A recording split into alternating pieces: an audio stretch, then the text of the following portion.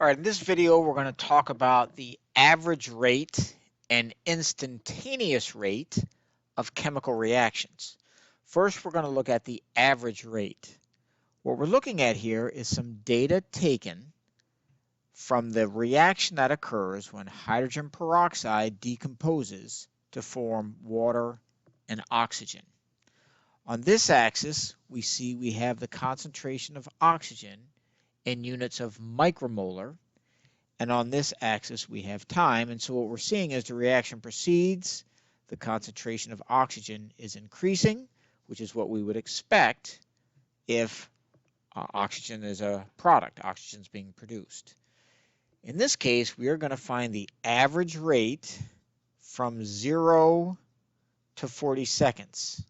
So the average rate of this particular chemical reaction from time 0, which is right here, to 40 seconds, which is way out here. What we notice whenever we're going to take the average rate of a reaction, the average rate of a chemical reaction, what we're going to do is we're going to take the change in the concentration of what we're interested in, which in this case is the concentration of oxygen, and we're going to divide that by the change in time. And we'll remember, anytime we see this delta, we always take the final condition, so this would be the concentration of oxygen at 40 seconds minus the concentration of oxygen at the initial condition, which is going to be 0, because remember, we're taking the average rate from 0 to 40 seconds. So I've taken the condition at the final point and the conditions at the initial point, and now we do the same for time. So the final time is 40 seconds. And of course, the initial time is 0 seconds because we're going from here to here. Now, if we're to do this over these 40 seconds, we're going to see that the concentration of oxygen at 40 seconds, boy, that looks like it's right about halfway in between 200 and 150. So we can say the concentration at 40 seconds is going to be about 175 micromolar. And then we'll subtract from that the concentration under the initial condition, which of course is 0 micromolar. And then we'll divide that by 40 minus 0, which is 40 seconds. Now all we got to do is the math. It's pretty easy to see that 175 minus 0 is 175 micromolar. And now we'll just divide that by 40 seconds. About 4.4.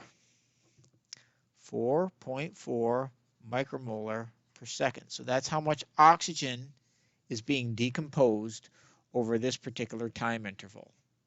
If we were going to do the same thing, say from 0 to 5 seconds, we could do the same thing here.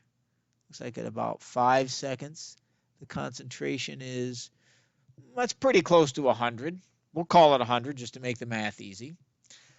We could do the same thing here. The change in concentration would be 100 micromolar minus 0 micromolar if we took it over the first 5 seconds. So it's going to be 100 micromolar on the numerator.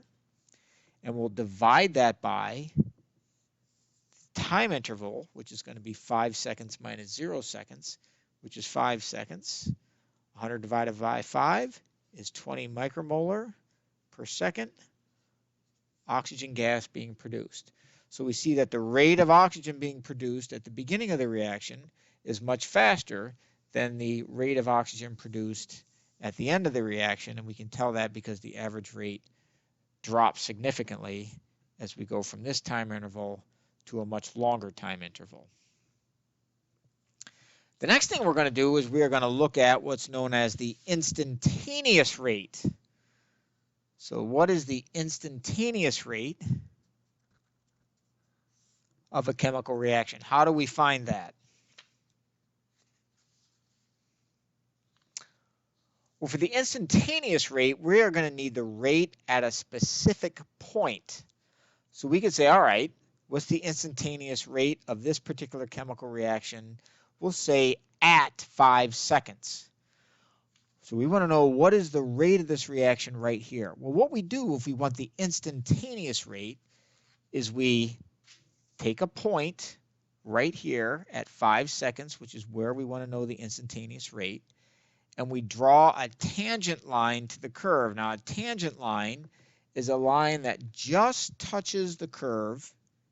It's hard to do this, but you want to just touch this curve just at the point of interest, which in our case is 5 seconds. So I'm going to draw this line here like this.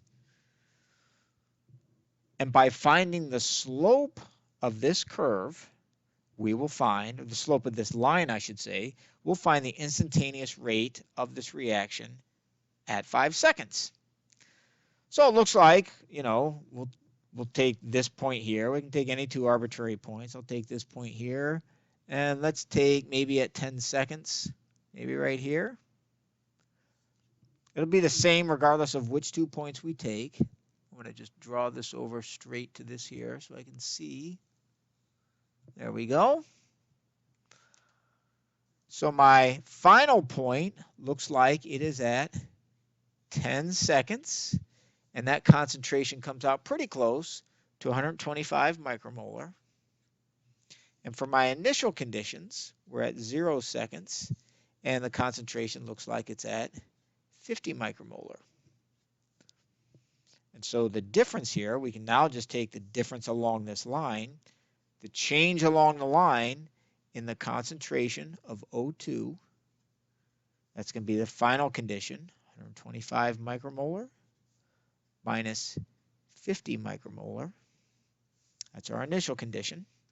And we'll divide that by the final time, which is 10 seconds, minus our initial time, which is 0 seconds.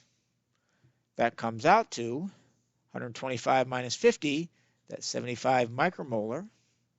We're going to divide that by 10 minus 0 seconds, which is 10 seconds. 75 over 10 is 75 micromolar per second oxygen. So following this particular procedure, we can find the instantaneous rate of our chemical reaction at 5 seconds.